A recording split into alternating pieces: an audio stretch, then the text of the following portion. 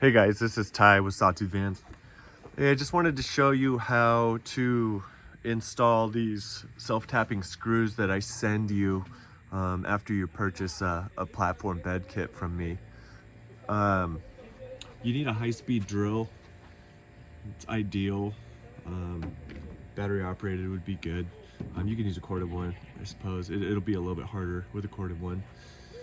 But I'm gonna send the screw and put it into the frame, and then you guys can see how I do it so you can do it at home, okay?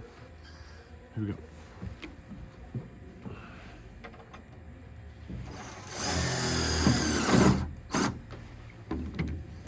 Just like that.